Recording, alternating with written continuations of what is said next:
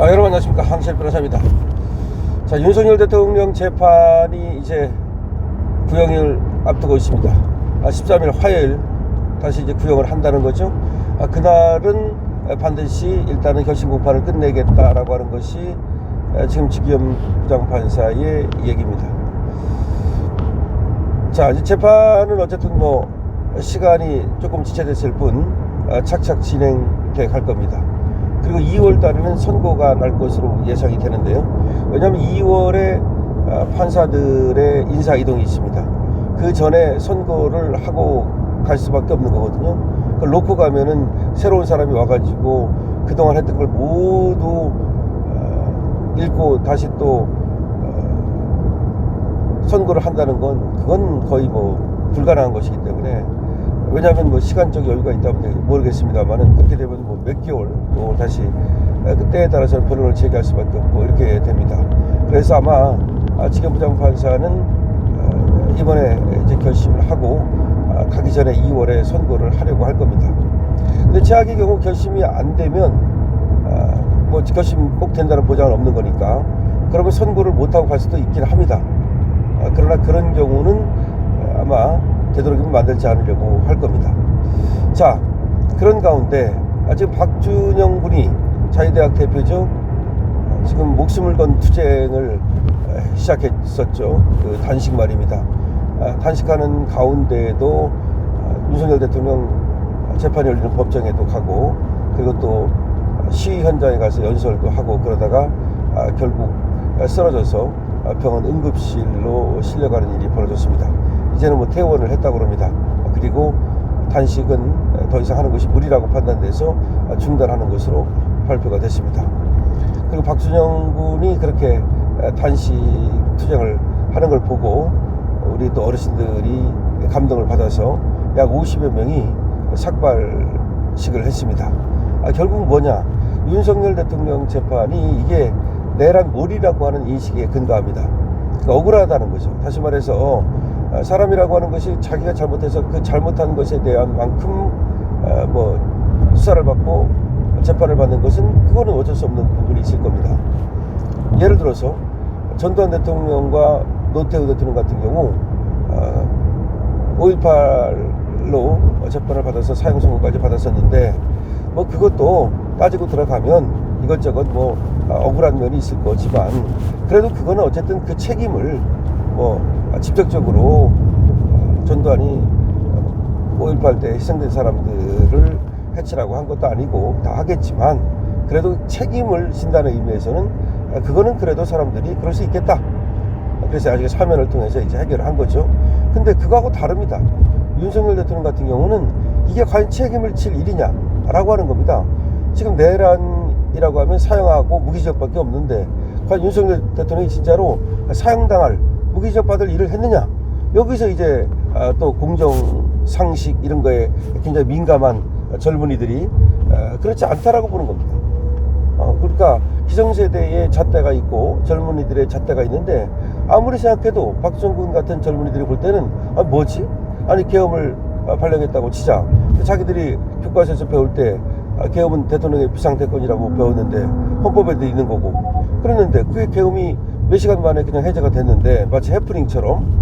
근데 그거에 의해서 뭐 사람이 죽거나 뭐 다치거나 한 것도 전혀 없는데 왜 저렇게까지? 거기서 이제 출발을 하는 거죠. 근데 가만히 보니까 이게 권력 투쟁이구나, 권력을 차지하기 위한 하나의 싸움이구나. 그리고 이제 그 과정에서 한동훈이라는 자가 결국 지 살려고 단계 사건을 덮으려고 그 윤석열 대통령을 죽이려는 그쪽에 섰고, 그런 과정에서 내통한 민주당과 국힘 한딸개들이 같이 결국 윤석열 대통령을 갖다가 내란으로 몰아갔구나, 이런 인식을 그들은 하는 거죠. 그래서 윤석열 대통령을 처벌하는 것은 부당하다고 판단해서 자기가 단식까지 이른 거죠. 단식까지 이를 때는요, 그 의지가 있고 자기의 어떤 그 판단이 확실한 거예요. 그냥 뭐 겉멋이 하는 게 아니라 이 말이죠. 자신이 생각할 때 도저히 이거는 부당하다고 생각을 하기 때문에 그렇게 단식까지 이르게 되는 겁니다. 자, 그런데 우리 박준영 군 말고도 그렇게 생각하는 분이 또 있습니다. 우리 차명진 전 의원인데요. 차명진 전 의원은 이렇게 썼습니다. 일단 차명진 전 의원이 쓴 글을 보면 차명진 전 의원의 글을 통해서 윤석열 대통령의 재판을 우리가 그것이 얼마나 부당한 것인지를 알 수 있기 때문에 보겠습니다. 며칠 후면 윤석열 대통령 내란 우두머리 재판의 구형이다. 13일이면 다시 구형이죠. 무기 아니면 사형일 거다. 그 즈음에 자칭 보수가 또 한 번 뭉텅이로 떨어져 나갈 거다. 어떤 자는 사과하고 어떤 자는 망각에 회로를 돌리려고 하고, 그래도 나는 윤 어게인이다. 차명진 전 의원이 윤 어게인을 외친다는 건 좀 의아하지 않아요? 차명진 전 의원이 윤하고 어떤 관계가 있는 게 아니거든요. 자, 왜 그럴까요? 왜인가? 첫째, 윤 대통령은 죄를 지은 게 아니라 단지 권력투쟁에서 졌을 뿐이다. 87년 헌법은 모순이다. 한편으로는 대통령에게 국가 원수 권한을 부여하고 있지만 다른 한편 의회에게 무한 민주주의 권한을 부여하고 있다. 대통령에게는 비상계엄권이 있지만 의회에게는 무조건적인 해제 권한이 있다. 이런 구조에서 대통령과 의회의 지배정당이 서로 다르면 원탑을 향한 피를 흘리는 권력투쟁이 벌어질 수밖에 없게 마련이다. 동서고금을 막론하고 정치사의 내용이 그랬다. 승부는 당연히 전략전술에 능하고 조직력이 좋은 쪽으로 가게 되어 있다. 윤 대통령은 자신의 조급함과 내부 배신으로 이 싸움에서 졌다. 그 결과 헌법 해석권을 좌파에게 빼앗겼고 대통령의 고유 권한인 비상계엄은 쿠데타가 되어버렸다. 1.13 계엄을 둘러싼 대통령과 의회의 투쟁은 누가 옳은 편인가의 싸움이 아니라 원탑을 향한 권력투쟁이었을 뿐이다. 윤석열 대통령은 독재였고 그에 맞선 쪽이 민주주의라는 것은 이긴 자의 프레임에 불과하다. 둘째, 물론 전쟁에서 패배한 장수는 죄인이다. 그러나 윤통이 대통령으로서 이루고자 했던 세상, 계엄을 통해 국민들에게 폭로하고자 했던 계몽의 값어치는 실패의 죄를 상쇄하고도 남는다. 대한민국은 지금 기득권 카르텔에 포획되어 있다. 좌파 정치권이 입법 독재를 무기로 헤게모니를 행사하고 있으며 일부 재벌, 노동조합, 관리와 좌파 시민단체, 586 세대, 특정지역 정치권, 친중 세력이 은밀하게 꽁꽁 단결해서 그들만의 기득권을 누리고 있다. 그 블록에는 국민의힘 정치인도 다수 포함되어 있다. 사실상 사회주의자인 마이클 셀던의 동료 시민원을 가치로 정치권에 진입한 한동훈과 자칭 신윤이라면서 윤통을 꿀빨다가 손절해버린 정치인 등등도 예외는 아니다. 기득권 카르텔이 지구 중력보다 무거운 힘으로 대한민국의 발목을 잡고 있다. 이들은 반국가 세력이다. 이 문제를 정면으로 제기한 대한민국 최초의 정치인은 윤석열이다. 계엄이라는 중요요법을 쓰게 된 것도 좌파 기득권 카르텔이 너무나도 강고하다는 피치 못한 사정 때문이었다. 자칭 우파라면서 계엄의 이유를 술기운에 의한 객기나 마누라 특검 방해하기 정도의 지극히 사적인 해프닝으로 폄하하는 자들이 많다. 이 자들은 대한민국의 사정을 모른다. 아니, 기득권 세력의 분파일 뿐이다. 셋째, 나는 윤통을 원 발치에서조차 본 적이 없다. 명절 때 대통령의 선물도 한번 받아본 적이 없다. 그래도 윤석열은 나의 동지다. 우리는 자유민주주의와 후손들을 위해 목숨 걸고 싸우는 전투부대의 일원이다. 지금 나의 동지가 적들의 포로가 되어 있다. 나는 스스로 엄격한 척하며 그가 작전 매뉴얼을 얼마나 어겼나 따지지 않겠다. 그를 구하려다 나까지 몰살당하는 것 아닌가를 따지는 합리적 계산도 내려놓겠다. 그가 평소에 나에게 잘해줬냐 아니냐를 따지지 않겠다. 전쟁 때는 가족보다 나라보다 전우가 최우선이다. 나는 수단 방법을 다해서 전우를 구출하겠다. 그 정신으로 나는 윤어게인이다. 누가 나를 그거라 뭐라도 그러다가 내가 혼자가 되어도 나는 간다. 소신대로 살다가 가겠다. 차명진 전 의원의 글입니다. 차명진 전 의원은 이번 사태를 어떻게 보고 있습니까?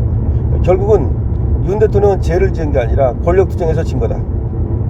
의회와 대통령 권력 간 싸움에서 결국은 헌법 해석권을 갖다가 뺏기는 바람에 탄핵을 당한 거죠. 만약 헌법재판소에서 제대로만 했더라면 탄핵을 당하지 않았을 수도 있었죠. 그걸 말하는 겁니다. 그리고 한동훈 세력에 배신을 당하는 바람에 결국 권력투쟁에서 진 거다. 맞습니다. 이거는 죄가 아니라 권력투쟁에서 진 것이 맞습니다. 그러니까 내란죄는 될 수 없는 겁니다. 근데 권력투쟁에서 졌기 때문에 내란죄로 모함을 받은 겁니다. 조선시대에도 그 모함을 받고 아무런 죄 없이 그렇게 이슬로 사라져간 사람이 얼마나 많습니까? 두 번째, 물론 전쟁에서 패배한 거 그 죄인이라고 할 수 있겠다. 하지만 기득권 카르텔에 포획되어 있는 대한민국의 현 주소를 적나라하게 알린 것이 바로 윤석열이다. 윤석열은 기득권 카르텔이 너무나 강해서 그들끼리 다 해먹고 있다. 그 말에 저는 100% 동의합니다. 저야말로 기득권 카르텔을 깨야 된다고 강하게 주장했던 사람입니다. 이 말에 동의하고요. 세 번째, 나는 윤통을 먼 발치조차 본 적이 없다. 차명진 전 의원은 윤하고 아무런 관계가 없다는 겁니다. 아무런 관계가 없지만 후손들을 위해서 지금 이 기득권 카르텔을 깨겠다는 겁니다. 깨는데 나서겠다는 겁니다. 그러니까 윤의 그 가치에 동의한다는 겁니다. 윤이 하고자 했던 일, 윤이 만들고자 했던 세상, 그 가치에 동의하겠다. 그래서 자신은 결국 어떤 비판을 받고 어려움이 있다 하더라도 윤을 갖다가 지키겠다. 이렇게 차명진 전 의원은 얘기하고 있는 겁니다. 그러니까 차명진 전 의원의 얘기가 대단한 것이, 차명진 전 의원은 아무것도 nothing 지금 얘기하잖아요. 그 흔한 선물조차 한번 받아본 적이 없다. 뭐 흔한 건 아니지만 어쨌든 간에 그렇게 얘기를 하면서 어떤 윤하고 관계가 있기 때문에, 그래서 자기가 윤을 갖다가 지지하는 것이 아니다. 다만 우리 후손들을 위해서, 그리고 정말 정의와 진실의 편에서 그렇게 하겠다는 얘기를 하고 있습니다. 굉장히 훌륭합니다. 원래 차명진은 여러분 아시는 대로 김문수 사람이지 않았습니까? 근데 저번에 김문수하고는 사실은 절연을 한 것으로 보입니다. 김문수가 차명진을 또 뭐 저번 대선에 나갔을 때 쓰지도 않았고, 차명진도 먼 발치에서는 도와줬는지 모르지만 가까이 가지 않았습니다. 근데 그 김문수가 여러분 아시다시피 지금 많은 실망을 시키고 있기 때문이기도 하다고 저는 봅니다. 김문수는 그야말로 상당히 정말 실망스러운 행보를 보이고 있기 때문에 더 이상 정치 지도자로서의 이제 그 가치를 잃었다, 이렇게 보면 되고, 차명진 같은 사람이 말하는 이런 이 얘기가 굉장히 의미 있는 것은 그야말로 지조 있게 앞으로도 자신의 어떤 그런 태세를 유지하겠다는 이런 데 있습니다. 여러분들께서 차명진 전 의원에게 응원해 주시고요. 222번으로 이번 이겨라 주시고요. 강신업TV의 좋아요와 구독을 부탁드립니다. 강신업TV입니다.